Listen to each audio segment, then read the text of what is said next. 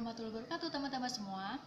Jadi di vlog kali ini saya akan sedikit sharing mengenai sesuatu yang sangat familiar untuk kita semua, apalagi untuk teman-teman yang masih duduk di bangku SMA jurusan akuntansi ataupun SMK akuntansi, yaitu tentang piutang. Piutang itu merupakan klaim kepada pihak lain yang akan dilunasi dalam jangka waktu tertentu yang telah disepakati oleh kedua belah pihak. Seperti itu. Di dalam PSAK nomor 9, menurut sumbernya, piutang digolongkan dalam dua kategori, yaitu piutang usaha dan piutang lain-lain.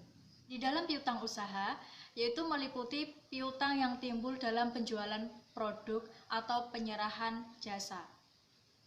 Sedangkan piutang yang timbul dalam transaksi di luar usaha secara normal perusahaan dapat digolongkan dalam piutang lain-lain.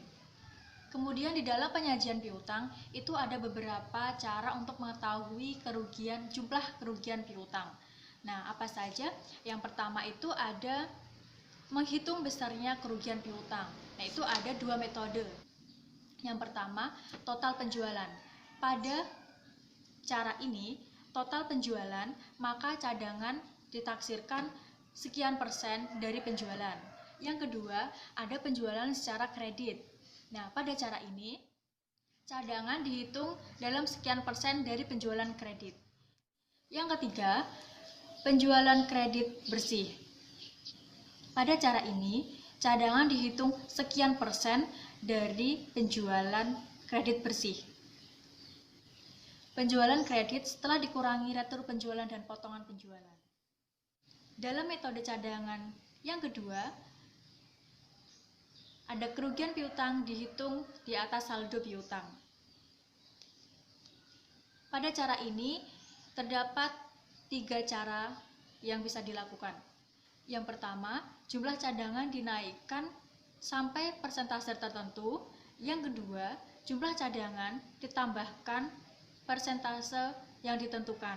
Yang ketiga, jumlah cadangan dinaikkan sampai jumlah yang dihitung. Untuk lebih jelasnya, mari kita simak contoh berikut ini. Kerugian piutang dihitung atas saldo piutang dapat dilakukan dalam 3 cara. Yang pertama, jumlah cadangan dinaikkan dalam persentase tertentu dari saldo piutang. Yang kedua, jumlah cadangan ditambah dengan persentase tertentu dari saldo piutang. Dan yang ketiga, jumlah cadangan dinaikkan sampai suatu jumlah yang dihitung dengan menganalisis umur piutang. Berikut ini merupakan penjelasan dari masing-masing ketiga cara tersebut. Yang pertama, jumlah cadangan dinaikkan sampai persentase tertentu dari saldo piutang. Berikut ini adalah contoh soalnya.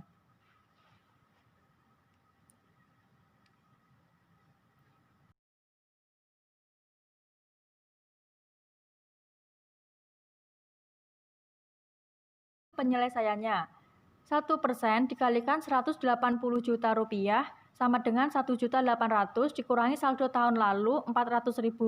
Jumlah yang dicadangkan sebesar 1.400.000. Setelah dihitung, dapat dibuat jurnal penyelesaian sebagai berikut.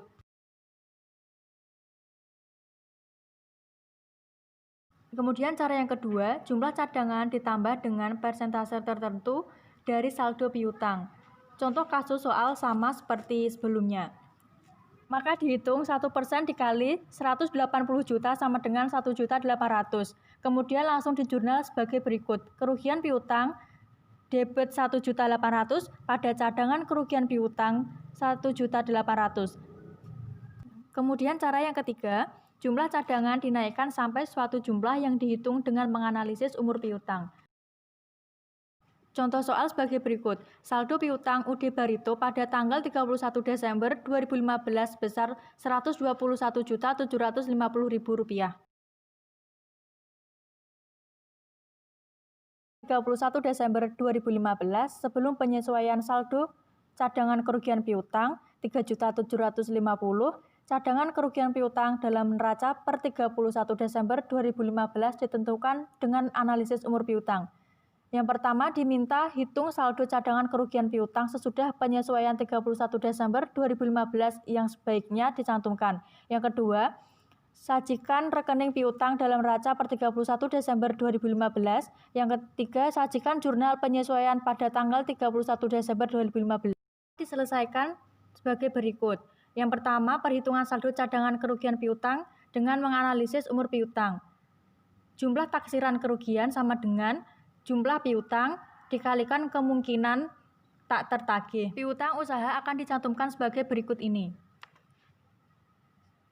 Piutang usaha 121.750.000 dikurangi cadangan kerugian piutang 10.800.000. Jumlah kerugian piutang yang dibebankan sebesar 10.800.000 dikurangi 3.750.000 sama dengan 7.050.